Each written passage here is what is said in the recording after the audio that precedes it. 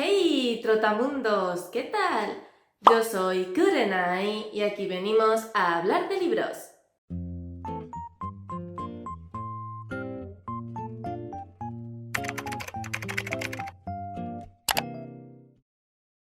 La semana pasada traje al canal mi top de mejores lecturas, así que evidentemente hoy toca el top de peores lecturas. Si recordáis, en el vídeo de las mejores lecturas os comenté que realmente no había tenido buenas lecturas en el sentido de libros que me obsesionaran y de los que fuera a acordarme de aquí hasta el día en que me muriera. Sí que es verdad que había tenido algún que otro libro de 5 estrellas, pero realmente no había encontrado libros que me apasionaran de verdad, que son el tipo de libros que me gusta meter en este top, y me ha ocurrido exactamente lo mismo en cuanto a las peores lecturas. Es verdad que he leído libros absolutamente pésimos, pero si me seguís desde hace un tiempo sabréis que a mí en este top lo que me gusta incluir no han sido los peores libros que he leído como tal, sino los libros que más me han decepcionado, es decir, aquellas lecturas sobre las cuales yo tenía unas altas expectativas, principalmente que me enamoraran, y que luego me he dado de bruces con la realidad de que no me han gustado en absoluto. Entonces, haciendo un repaso a mis lecturas del 2024, he encontrado muy pocas decepciones, muy pocos libros a los cuales yo esperaba darle una buena puntuación y luego resulta que no me han gustado en absoluto. Lo cual supongo que es una buena señal de que he escogido más o menos bien mis lecturas, o también podría ser una señal de que he leído sin ningún tipo de expectativa. Sea como sea, el caso es que me ha costado bastante incluir 10 lecturas en este top, porque como digo, yo quería que fueran 10 decepciones, pero no ha podido ser, así que hay una mezcla entre libros que me han decepcionado y libros de los que no tenía ninguna expectativa, pero realmente han sido malísimos, por lo que hay un poco un popurrí. Pero bueno, si me acuerdo, os iré diciendo conforme vayamos avanzando en el top si el libro está ahí porque realmente es un mal libro o si el libro está ahí porque me ha decepcionado. Recordaros también que no voy a hablar en profundidad de cada novela que mencione, por lo que si queréis saber mi opinión más detallada y los argumentos de por qué el libro no me ha gustado, os dejaré en la cajita de la descripción la reseña de blog a aquellos que la tengan, y si no, en la i os irán apareciendo los vídeos en los que hablo de ellos. También recordaros que el hecho de que estos libros estén aquí no significa que sean necesariamente y objetivamente malos, hay algunos que sí y no me lo podéis negar, y que si aquí encontráis un libro que os ha gustado muchísimo, recordatorio de que para gustos los colores, no todos los lectores disfrutamos de lo mismo de la misma forma, pero de todas formas no tengáis reparo en decirme en los comentarios si alguno de estos libros que yo menciono os ha gustado mucho, eso sí, sin faltar el respeto.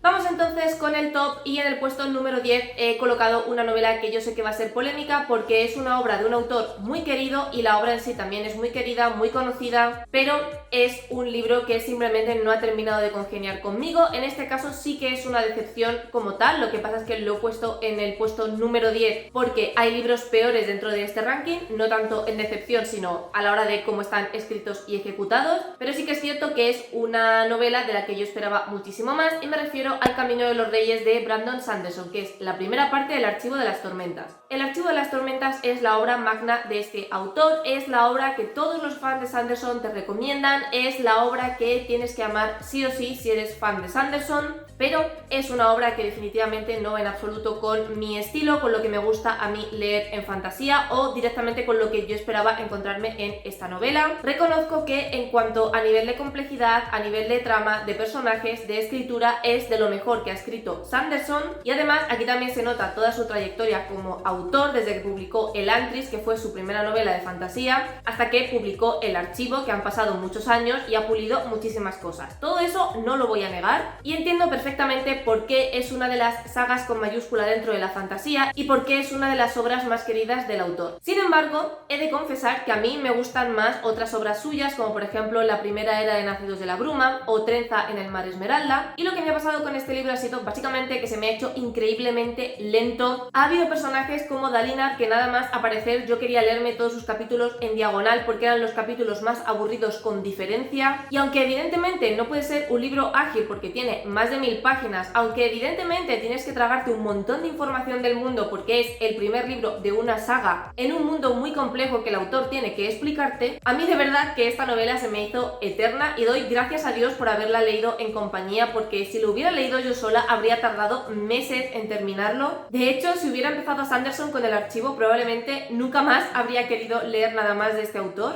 Y lo dicho, aunque reconozco perfectamente la maestría que hay detrás de esta obra, a mí las obras de fantasía que son tan repetitivas, que son tan lentas y en las que hay como 300 páginas en las que no pasa nada que sea mínimamente relevante o interesante, definitivamente no son mi tipo de fantasía. He de decir que ya me he leído el segundo libro, Palabras Radiantes, que si no recuerdo mal lo veréis ya en el wrap-up de diciembre, y ese libro sí que me ha gustado bastante más, y aunque sigue siendo denso de narices, reconozco que es bastante más ágil y que pasan muchas cosas interesantes. En el puesto número 9 también he incluido otra novela que puede ser ciertamente polémica porque es una novela bastante querida por los lectores en general y es como la novela cumbre del género del Dark Academia, y se trata de El secreto de Donna Tartt. Los argumentos de por qué no me gustó El secreto tanto como esperaba se parecen mucho a los de El camino de los reyes, y es que es una novela que me pareció muy repetitiva, que me resultó muy lenta, muy aburrida en ciertos pasajes, que yo me esperaba mucho más misterio, que se centrara mucho más en lo académico, pero al final es una novela que se limita a explorar la complejidad de los seres humanos, a explorar las relaciones que establecemos entre nosotros, a explorar la psicología de los personajes y el cómo haber nacido en una clase u otra determina tu vida. Y en cuanto al misterio, es verdad que durante la primera parte de la novela es algo que me mantenía enganchada, que me mantenía en vilo, que hacía que yo quisiera seguir leyendo para descubrir qué era lo que estaba pasando con los personajes, pero de repente, como a mitad del libro o un poco más avanzado, todo lo que tiene que ver con ese misterio se desvela de golpe, y luego la segunda mitad del libro sinceramente no entendí el porqué de su existencia, porque ya no había nada que a mí me atara a seguir leyendo esa novela. Igual que con Sanderson, entiendo por qué a la gente le gusta tantísimo esta obra. Entiendo que si te gustan las novelas más reflexivas, más densas, en la que la autora se enzarza en un tema y te lo desarrolla una y otra vez, esta novela te va a encantar, pero desde luego no es para nada mi tipo de lectura. No estoy diciendo que a mí solamente me guste leer libros ágiles, en absoluto. No me importa leer libros que son más lentos, más pausados, siempre y cuando lo que me estés contando y la forma en la que me lo estés contando me interese, y desde luego El secreto no ha sido el caso.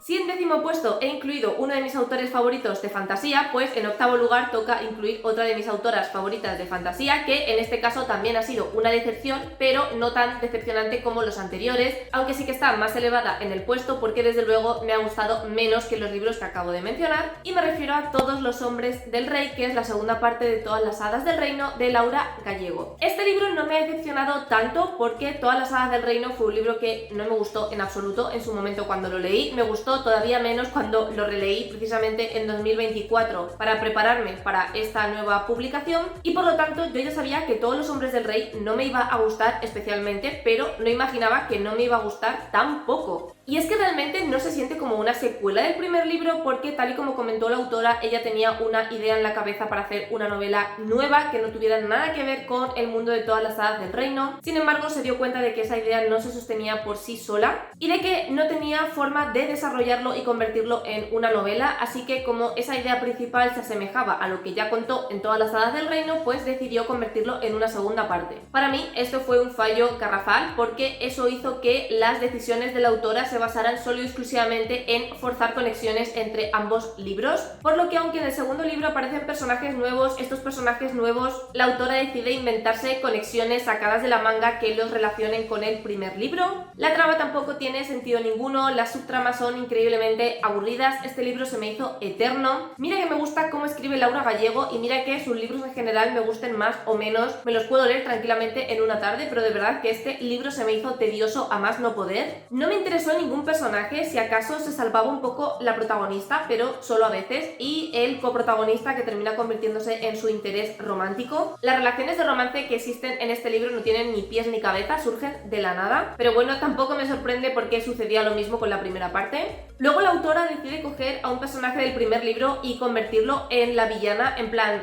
porque sí, con unos argumentos infantiles que no casan para nada con la supuesta personalidad y mentalidad del propio personaje. Y aunque la parte, digamos, más novedosa, que fue el germen de esta historia, sí que me gustó, realmente no siento que fuera suficiente como para que me gustara el resto del libro y como para que yo no sintiera que era una segunda parte completamente desconectada de la primera, en la que tanto los personajes como las tramas, como esos vínculos con Todas las hadas del reino estaban todos absolutamente forzados y sin ningún sentido.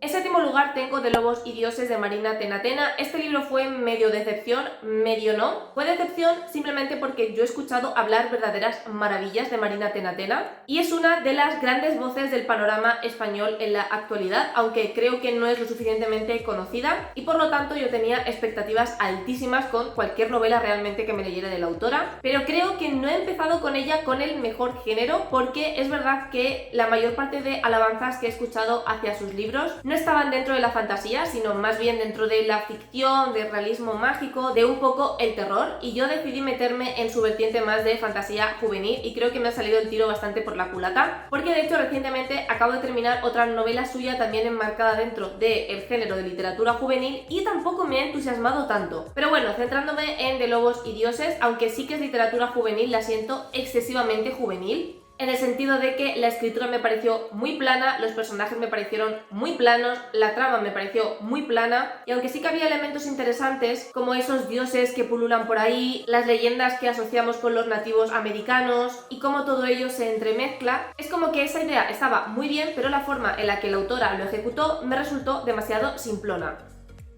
En sexto puesto tengo El peligroso reino del amor. Esto ya no es decepción porque yo no esperaba absolutamente nada de este libro. Esto es un libro que simplemente no me ha gustado y ya está. De nuevo, aquí tenía ante mis manos un libro con una sinopsis interesantísima que está protagonizado y narrado por Francis Bacon y nos iba contando un poco su vida, sus tejemanejes dentro de la corte, todas las intrigas palaciegas que había dentro de la corte de Jacobo I. Además, el autor también hablaba de cómo era ser homosexual en aquella época, que estaba penado con la muerte y demás, mientras que el propio rey tenía amantes masculinos y era sabido por todo el mundo. En fin, partía de una sinopsis muy interesante, pero lo peor del libro para mí fue que el autor, bajo mi punto de vista, romantiza una relación de abuso de poder entre un hombre de 40 y tantos años y un jovencito que apenas tiene 18, y te lo pinta como si el hombre de 40 y pico años se hubiera enamorado profundamente de ese niño y el niño le correspondiera de la misma forma. Y aunque fuera más o menos históricamente correcto, porque este libro al fin y al cabo es ficción histórica, si la relación en sí no se hubiera romantizado y no se hubiera puesto como que era amor de verdad, me lo habría tragado mejor. En el puesto número 5 tengo Se busca novio. Este libro sí que fue una decepción total porque sabéis que a mí me gusta mucho la obra de Rojo Blanco y Sangre Azul y esta novela se presentaba como un libro bastante parecido y que de hecho bebía bastante de esa otra novela. Es verdad que la trama como tal no se parece tanto, pero sí que tenemos un fake dating, sí que tenemos a dos personajes que se parecen muchísimo a los protagonistas de Rojo Blanco y Sangre Azul, y ya no es tanto que hubiera muchas similitudes porque al fin y al cabo si el libro está bien hecho a mí eso me suele dar igual, sino que en general no me gustó nada ni cómo estaba escrito, ni los personajes, ni la trama, ni cómo se desarrollan las cosas. Tampoco me gustó en absoluto cómo se desarrolló el romance porque siento que al principio es muy lento y que luego de repente todo se precipita. Además, tampoco entiendo qué ve el coprotagonista en el protagonista para querer terminar con él al final, porque lo cierto es que el protagonista le trata bastante mal, entonces tampoco entiendo muy bien el porqué de esa relación. Y aunque yo no esperaba que este libro estuviera a la altura de Rojo Blanco y Sangre Azul, sí que esperaba que mínimamente me hiciera disfrutar algo parecido a lo que yo sentí cuando me leí ese otro libro y no que terminara odiándolo. En cuarto lugar, una novela que no me decepcionó porque no me esperaba nada de ella, pero que realmente fue muy mala y no me gustó en absoluto, y es Ilusiones perversas. Esta obra es el típico ejemplo de la autora tiene ideas muy buenas, pero la ejecución es absolutamente nefasta. Es una novela de vampiros y la peculiaridad que tiene es que estos vampiros se combaten con magia, pero no el tipo de magia a la que estamos acostumbrados en fantasía, sino magia de espectáculos de magias tipo trucos de carta, me saco el conejo de la chistera, y como que realizando ese tipo de magia encima de los escenarios eres capaz de acumular poder para luego hacer otro tipo de magia similar pero para combatir vampiros. El caso es que la idea a mí me parecía chulísima, no entendía muy bien cómo iban a encajar las cosas, pero yo le tenía fe y al final pues la justificación que hace la autora para que el lector entienda el por qué se usa ese tipo de magia para combatir a los vampiros no me convenció en absoluto, me pareció una explicación muy floja y sin argumentos de peso. Los personajes me resultaron todos insulsos y estereotipos con patas, la protagonista me pareció estúpida de principio a fin, no hay una verdadera evolución en ella, no hay un verdadero cambio de mentalidad. Además la trama en sí fue literalmente los Juegos del Hambre pero con vampiros y magos. Vamos, que lo único original que tenía este libro la autora se lo cargó por todas partes porque lo que hizo fue hacer un pastiche de otras novelas de literatura juvenil que pueden estar enmarcadas tanto en fantasía como en distopía. Entre eso y que el libro era larguísimo y que tampoco me gustó cómo estaba escrito, al final se me hizo una lectura bastante insoportable. Y vamos ya con mi top 3 de peores lecturas. En el tercer puesto sí que hay una decepción bastante grande, porque además es recomendación de una amiga muy querida para mí, que comparte mis gustos y que solemos coincidir en los libros, es decir, si a mí me gusta una novela, a ella le suele gustar y viceversa, por lo que yo, todo lo que me recomiende esta muchacha lo leo con los ojos cerrados. Sin embargo, en este caso no terminamos de coincidir en gustos, y se trata de Una sonata de verano de Belén Martínez. Yo de esta autora ya me he leído varios libros, aunque todos enmarcados dentro de la fantasía, y para ser exactos, todos enmarcados dentro de su saga del Vals de la Bruja, y de hecho el Vals de la Bruja ha sido el único libro suyo que realmente me ha encantado, aunque este año seguramente me lea Placeres Mortales porque está recibiendo muy buenas críticas, pero bueno, ya hablaremos de eso en otro momento. El caso es que a Rebeca le flipaba esta novela, y aunque yo no soy mucho del romance, sí que es cierto que hay algunas novelas de romance que cuando me gustan me obsesionan de verdad, por lo que decidí darle una oportunidad, porque si le gustaba a Rebeca probablemente a mí me fuera a gustar, porque además en el tema de romance también solemos tener los mismos gustos. Sin embargo, no me gustó para nada, me encontré con una novela muy adolescente. Obviamente está protagonizada por adolescentes, pero quiero decir, hay novelas protagonizadas por adolescentes y con temáticas adolescentes que me han resultado mucho más complejas y mucho más maduras que lo que nos presenta la autora en este libro. Es verdad que es una novela muy ligerita de un romance de verano en el que se trata el bullying, se trata la homofobia, pero siento que, aunque trata temas tan importantes como esos, los trata de una manera muy simple, muy generalista, y yo me he leído novelas de este estilo en la que esos temas están llevados mucho mejor. Además, el romance entre los protagonistas tampoco me ha terminado de convencer, porque, aunque sí que es cierto que no se instaló, no terminé de entender de dónde venía el amor tan fuerte que terminan profesándose. Es como que pasan de ser muy buenos amigos a enamorarse de repente, y no terminé yo de entender que veían el uno en el otro para enamorarse tanto. No tanto por parte del protagonista, porque sí que es cierto que desde el principio vemos que hay una atracción con el coprotagonista, sino más bien por parte del coprotagonista. Sé que digo todo el rato protagonista y coprotagonista, pero es que de verdad no me acuerdo de los nombres de ningún personaje, no solo de este libro, sino de ninguno de los que he mencionado en el top. Aparte, también tenemos ahí de fondo como un misterio que hay que resolver, porque el protagonista está obsesionado con un libro, que eso también me puso un poco de los nervios, porque literalmente habla del libro en casi cada párrafo, y era como, chico, entiendo lo que es obsesionarte con una novela, pero por favor deja de hacer referencias todo el rato a esa obra porque cansas y bastante. Lo dice aquí la que aprovecha para hablar de la canción de Aquiles en cualquier momento, pero bueno. ¿Cuál fue el problema para mí? Que yo desde el principio me vi venir cómo iba a terminar la cosa, que yo desde el principio resolví aquellos misterios que la autora nos planteaba. Entonces, cuando se hace la gran revelación final, para mí no hubo sorpresa de ningún tipo, porque yo ya sabía lo que iba a pasar y cómo iba a pasar. Ya he dicho que para mí el hecho de que un libro sea predecible no es un problema, a no ser que sea un thriller, novela negra, etcétera, que ahí pues si es predecible pierdes toda la gracia, pero fue un elemento que, si le añadíamos a todo lo que ya no me estaba gustando de por sí, pues hizo que el libro todavía me gustara menos. No considero que sea una mala novela, pero sí que considero que en este caso es para un público muy juvenil, y una novela que a mí como adulta pues no me ha terminado de convencer. Aunque sabéis que yo leo mucho juvenil y que también leo muchos libros para niños y suelen gustarme mucho, pero chica, hay veces que coinciden que libros que van enfocados a ese público pues a mí no me terminan gustando y no me terminan encajando, y ya está, pero que sabéis que no tengo ningún problema en leer juvenil ni en leer infantil, y que de hecho al contrario, me encanta. En el puesto número 2 tengo una de mis recientes lecturas, un libro del que sí que tenía bastantes expectativas y al final pues terminó siendo un desastre de principio a fin, y es La ciudad de la muerte de Vanessa R. Migliore. Una historia de brujas, un dark academia. No me gustó cómo estaba escrito, no me gustaron los personajes porque sentía que todos eran una copia de todos y era muy complicado distinguir quién te estaba contando la historia en cada momento porque pensaban igual, se expresaban igual. Es un libro que tiene muchísimas incoherencias, en el que hay un sistema de magia que está súper mal explicado. En general, cómo funciona el mundo, cómo funciona la magia, cómo funciona esa sociedad, siento que no está bien explicado en absoluto, y que el lector tiene que estar constantemente haciendo inferencias de cómo funcionan las cosas porque la autora o no te lo explica o te lo explica fatal. Y aún así también hay como muchas contradicciones, porque la autora te dice que la magia funciona de una forma, pero luego sigues leyendo y resulta que también funciona de otra, que en teoría debería ser incompatible. Aparte de eso, también se me hizo un libro muy aburrido, un libro que sentía que no iba a terminar nunca, y realmente no hay nada que pueda destacar positivo de esta obra, aunque como ya comenté sí que tengo intención de leerme la segunda parte, porque sí que es cierto que el final es bastante interesante y porque además he visto que la segunda parte está recibiendo mejores críticas. Y ya el top 1, el peor libro que yo me leí durante 2024, que no fue decepción porque realmente yo no me esperaba absolutamente nada de esta obra, pero es que es tan malo, de verdad, o sea, es que es tan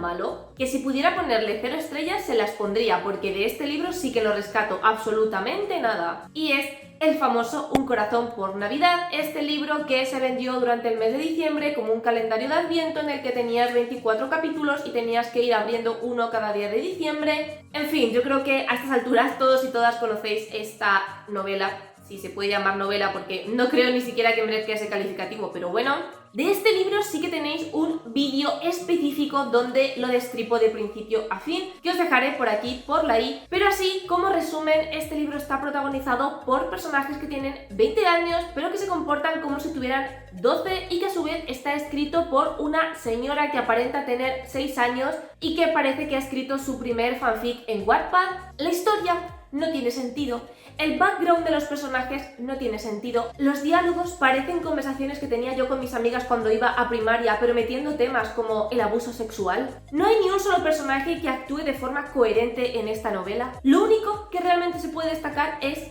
el formato, la edición, porque la edición es bastante cuca y el formato es bastante original, y ya lo dije en su momento, pero lo repito aquí, convencidísima de que para diciembre de 2025 vamos a tener chorrocientos libros en formato de calendario de Adviento, porque sabéis que las editoriales, en cuanto algo funciona, nos lo meten por la boca con un embudo. Pero es que este libro de verdad es tan pésimo, que es uno de esos libros que yo veo a gente que genuinamente lo está disfrutando y me dan ganas de preguntarle, ¿por qué? Pero bueno, este es claramente un ejemplo de que para gustos los colores. Y hasta aquí mi top 10 de peores lecturas del 2024. Como veis, este año me he exaltado mucho menos que años anteriores porque realmente no ha habido libros que yo haya dicho ¿en qué momento se les ocurrió publicar esta bazofia? De hecho, ya habéis visto que muchos libros están aquí porque simplemente no han terminado de encajar conmigo, con mis gustos, con lo que yo esperaba, pero no creo que este top haya sido de libros realmente malos. Bueno, hay algunos que sí, como Un corazón por Navidad, pero yo que sé, está Sanderson, está Laura Gallego, está Donna Tartt, que son autores muy reconocidos, muy queridos, que tienen muy buenos libros y que sus libros no considero que sean realmente malos, sino que, pues chicas, simplemente conmigo que no. Así que nada, comentadme si coincidimos en algún libro, si alguno de estos libros que yo he mencionado también ha sido muy mala lectura para vosotros, o al contrario, si he mencionado libros que a vosotros os han encantado. Me consta que ese va a ser el caso del Secreto y del Camino de los Reyes, ya lo sé. Y comentadme también cuáles han sido vuestras peores lecturas. Recordad que podéis seguirme en mis redes sociales, Twitter, Instagram y el blog, donde voy siendo de una manera mucho más detallada todo lo que leo. Si os ha gustado este vídeo, que os gusta el contenido de mi canal, no os olvidéis de suscribiros. Os recuerdo que vídeo todos los sábados a las 6 de la tarde hora española. Muchísimas gracias por estar un día más conmigo y nos vemos en el próximo vídeo.